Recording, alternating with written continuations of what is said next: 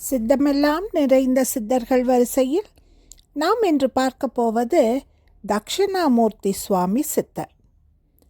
அருணாச்சலம் என்பது இவரது இயற்பெயர்.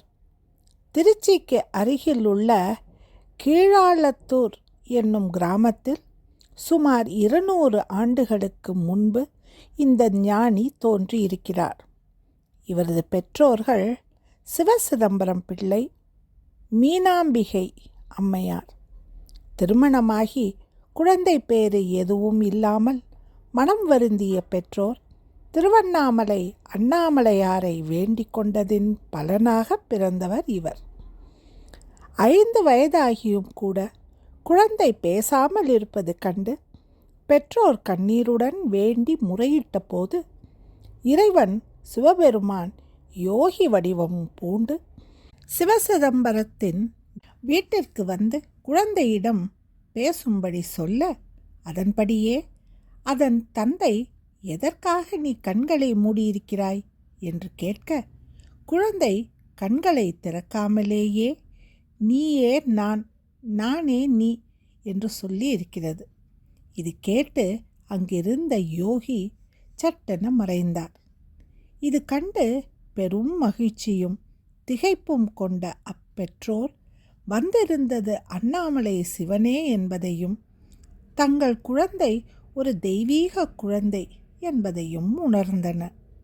ஒரு நாள் சிவசிதம்பரம் பிள்ளை தன் மகனிடம் தாம் ஆருத்ர தரிசனம் காண்பதற்காக சிதம்பரம் செல்ல விருப்பத்திற்கான செய்தியை சொன்னபோது அதற்கு சிறுவனாகிய அச்சித்தர், இன்னும் 20 நாழிகைகள் கழித்து உம்முடைய தாயார் விதேக முக்தி அடையப் போகிறார்கள்.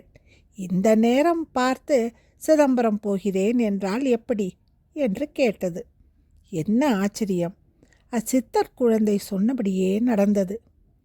இதை கண்டு பெற்றோர்கள் தமக்கு மகனாக வந்து பிறந்திருப்பது சாதாரண குழந்தை அல்ல, மகான் என்று உணர்ந்து அதை மகானாகவே கருதி வளர்த்து வந்தனர்.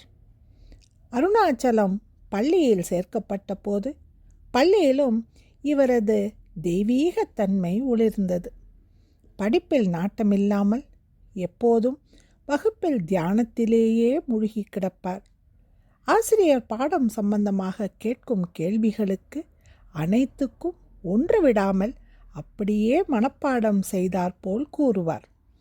இவரது இறை ஆற்றலை உணர்ந்த ஆசிரியரும் தரையில் உட்கார்ந்து இவருக்கு மரியாதை செய்தபோது அதை ஏற்க மனமின்றி தவிர்க்க வேண்டிய பள்ளிக்கு செல்லுவதையே நிறுத்திவிட்டார் சித்தர் பெருமான்.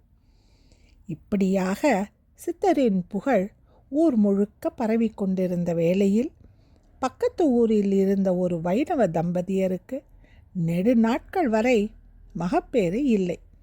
மனம் வாடிய அவர்கள் ஸ்ரீரங்கம் சென்று ரங்கநாத பெருமானை வணங்கி தொழ, இறைவன் ஸ்ரீரங்க பெருமான் அவர்களது கனவில் சென்று, கீழாளத்தூர் கிராமத்தில் ஞானசித்தன் ஒருவன் பிறந்திருக்கிறான், அங்கு சென்று அவனுக்கு பால் நைவேத்தியம் செய்து அவன் அருந்தி விட்டு கொடுக்கும் எச்சத்தை நீங்கள் பருகினால் உங்களுக்கு குழந்தை பாக்கியம் கிடைக்கும் என்றார்.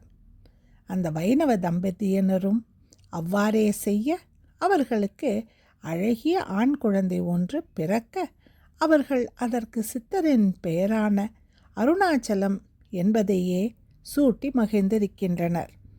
அருணாச்சலத்தின் தந்தை தன் மகனிடம் வேண்டி பெற்ற வரம். மனைவி உயிர் துறக்கும் போது நான் பார்க்காமல் இருக்க வேண்டும். அதே போல தாயார் வேண்டியது, நான் கணவனுக்கு முன்பாகவே தீர்க்க சுமங்கலியாகவே மடிய வேண்டும். ஒரு குறிப்பிட்ட நாளில் சித்தர் தம் பெற்றோர்களுக்கு வரம் அளித்தது போலவே இருவருக்கும் திருநீறு இட்டவுடன் இருவரும் ஒரு சேர இயற்கை அடைந்தனர். இச்சித்தர் பெருமான் செய்த அற்புதங்கள் ஏராளம். ஒரு முறை பூட்டிய வீடு தீப்பற்றி எரிந்து கொண்டிருக்கையில் வீட்டினுள்ளே தொட்டியில் தூங்கிக் கொண்டிருந்த ஒரு குழந்தையை ஒரு துறவி வடிவத்தில் வந்து காப்பாற்றி இருக்கிறார். பாம்பு தீண்டி உயிருக்கு போராடிய ஒரு சிறுவனை காப்பாற்றி இருக்கிறார். விராலிமலையில் தங்கியிருந்தபோது முருகன் தமக்களித்த பிரசாதத்தை உண்டு எஞ்சியதை தம்மிடம் கண்ணீருடன் வந்து வேண்டிய அவ்வூர் தாசில்தாருக்கு கொடுத்து அவரது குஷ்டநோயை குணப்படுத்தியிருக்கிறார். திருவொற்றியூரில் தீய சக்தியால் பாதிக்கப்பட்டிருந்த ஒரு பெண்ணை மீட்டிருக்கிறார். சித்தர் நடத்திய இன்னும் ஒரு அதிசய நிகழ்ச்சி இது. ஒரு முறை சித்தர் திருவாரூரில் இருந்தபோது ஸ்ரீரங்கத்தில் வேலை செய்து கொண்டிருந்த கொத்தனார் ஒருவன் மேலே உயரத்திலிருந்து தவறி கீழே விழுகையில் தட்சணாமூர்த்தியே என்னை காப்பாற்று என்று அலற அவர் இருந்தபடியே தன் வலது கரத்தால் தாங்கி பிடித்தது போல் கையை உயர்த்த அங்கே ஸ்ரீரங்கத்தில் கீழே விழுந்த பக்தரான கொத்தனார் எந்தவித ஆபத்துமின்றி உயிர் தப்பினார். சித்தூரை சேர்ந்த சோமநாத முதலியார் என்பவர் குண்ம நோயால் வாடி வருந்தி எவ்வளவோ சிகிச்சைகள் செய்தபோதும் மருத்துவர்களை பார்த்தபோதும் எதுவும் குணமளிக்காமல் பலனின்றி போகவே கடைசியாக அவர் சிதம்பரம் சென்று நடராஜ பெருமானை சன்னதியில் வணங்கி தொழுது தன்னுடைய நோய் குணமடையாவிட்டால் தற்கொலை செய்து கொள்ளப் போவதாக கண்ணீர் விட்டு முறையிட்டு அழுதார். உடனே அங்கே அசிரியராக ஒரு குரல், திருவாரூர் சென்றால் அங்கு இருக்கும் தட்சிணாமூர்த்தி உன்னை குணப்படுத்தும் என்றது. முதலியாரும் அதன்படியே திருவாரூர் சென்று அங்கே தியாகராஜ பெருமான் வீற்றிருக்கும் கோயிலுள்ளே தட்சிணாமூர்த்தி ஆராதனை செய்து வழிபட்டும் கூட அவரது நோய் தீரவில்லை.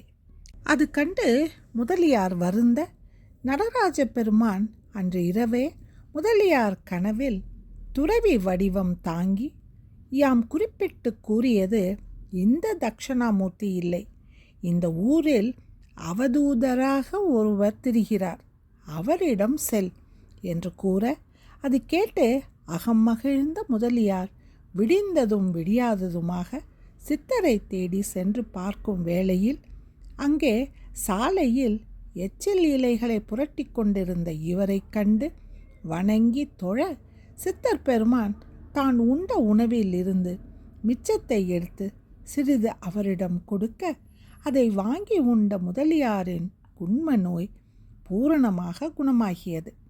இந்த அற்புத அதிசயத்தை என்னவென்று எடுத்துரைப்பது? இந்த நிகழ்ச்சி நடைபெற்ற பிறகு மக்கள் அனைவரும் இவரை தட்சிணாமூர்த்தி சுவாமி சித்தர் என்று அழைக்க ஆரம்பித்தனர். இறுதியாக அந்த பெயரே இவருக்கு நிலைத்தும் விட்டது. இப்படியாக தம்மை நாடி வந்தோர் குறை தீர்த்து பக்தர் பலரின் வாழ்வில் ஒளியேற்றி வைத்த அருள் புரிந்து வந்த தட்சிணாமூர்த்தி சுவாமி சித்தர் ஒரு நாள் முடிந்தது எல்லாம் முழுவதுமாக முடிந்தது என்று வாய்விட்டு கூறிவிட்டு தவத்தில் ஆழ்ந்தார். தவத்தில் ஆழ்ந்த 8ஆம் நாள் 1836ஆம் ஆண்டு ஆவணி 12ஆம் தேதி புதன்கிழமை பகல் 12 மணிக்கு சித்தர் பெருமான் பரிபூரண சிவஸ்வரூபத்தில் கலந்தார். இவரது சமாதி இருக்கும் இடம் திருவாரூர் கமலாலய தெப்பக்குளத்திற்கு தென்மேற்கு திசையில் சற்று தொலைவில் அமைந்துள்ளது. மீண்டும் நாளை இன்னொரு சித்தரை நாம் தரிசிக்கலாம். நன்றி, வணக்கம்.